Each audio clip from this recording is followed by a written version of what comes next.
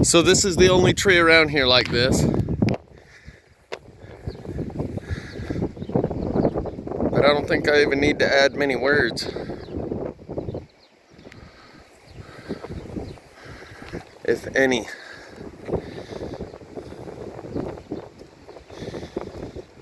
So I'm gonna just go ahead and run the camera, get this on film for purposes of documentation down the road.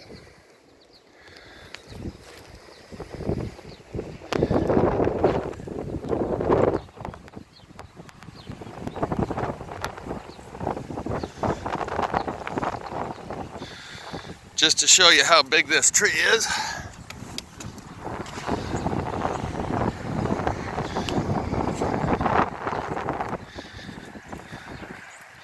That's a lot of juice that went through it.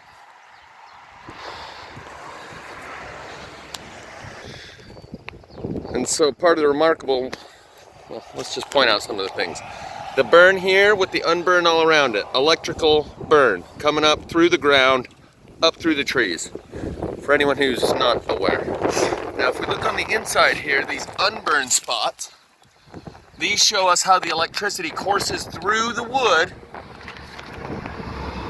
leaving some spots unburned like that, and like that.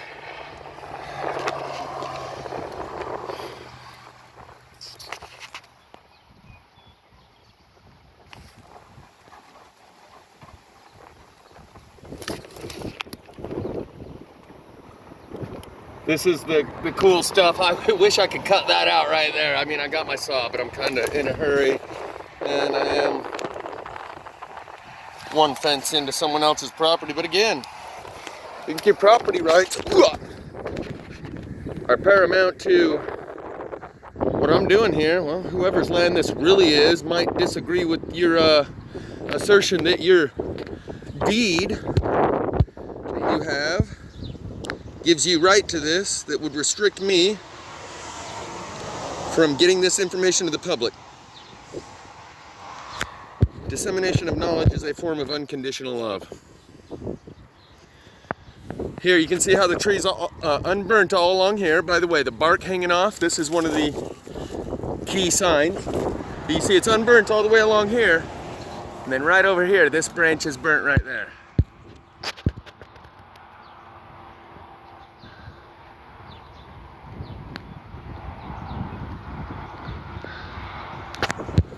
You notice how much water there is around here. It may not be that way all year long, but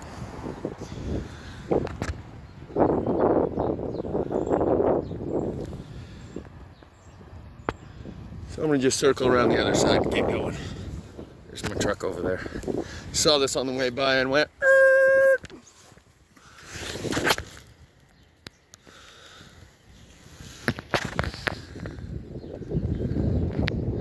Pretty crazy how big this tree is and how much of it's missing from the inside. So another thing that I'm seeing, oh, and it's completely unburnt all along here. You might find a couple of spots where the electricity pops through, like up here in the unburned area, but almost all of it will have the bark coming off. Because of phototropism, the plant's ability to inflate and deflate its cells with water, which makes it work like a muscle, and that's how it follows the sun throughout the day, and that's how a flower opens their petals and closes them, with this phototropism, ability to expand and contract the cells within the plant by inflating them with water or deflating them. And the electromagnetics inflates and deflates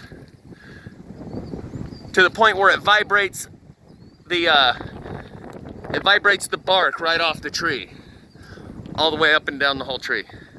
And you'll see a lot of trees out there where the whole grove is standing. They all look like they're alive. See, if you were to look at this tree and say, oh, it's fine, yeah, that's a healthy tree. Because you don't see this. And there's a whole lot of them, because we're 2.5 years, maybe 3 years into this, where a giant tree like this will fall over, and the root ball, as it falls over, is a flat surface. Typically, the root ball is supposed to go down in the ground, the equivalent of what the branches go up into the air. To support that giant tree, it needs roots going down in the ground just as deep and wide as those giant branches are going up and out. But all the roots have taken and snugged right up to the surface, because the deeper you go, the more electricity there is. So all the roots, for purposes of survival and adaptation, have come right up to the bottom of the tree. And when that tree tips over, you can see a flat root ball that's no longer a ball, it's a flat root surface. As the tree tips over, there's a flat bottom to it below the surface of the dirt. Where the roots are, I'll show you some of those because there's plenty of those. My point is, the damage can be internal and not seen externally. This one, a little hard to hide, but you know. So you'll see a lot of these. Oh, there's another spot there. So I showed you how this spot on this branch is burned, but seemingly everything else leading up to there is unburned, all of this. Here's another spot, if I can get it to show without the lighting messing all up. There we go. So you can see that that branch does have the burning on the top side, and that's completely separate from the rest of the main burning area and has a lot of unburned area between there and here. A lot of unburned area between here and those two spots out there. But the electricity still did flow from here clear up into there, as evidenced by those couple of spots and as evidenced by all the missing bark.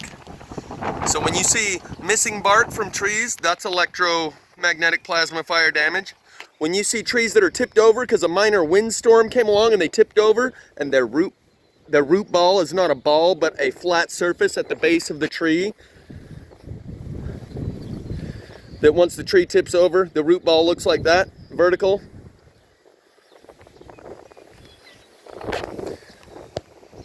There's a few pieces of this, you know, scattered about. Anyway, I'm gonna get going.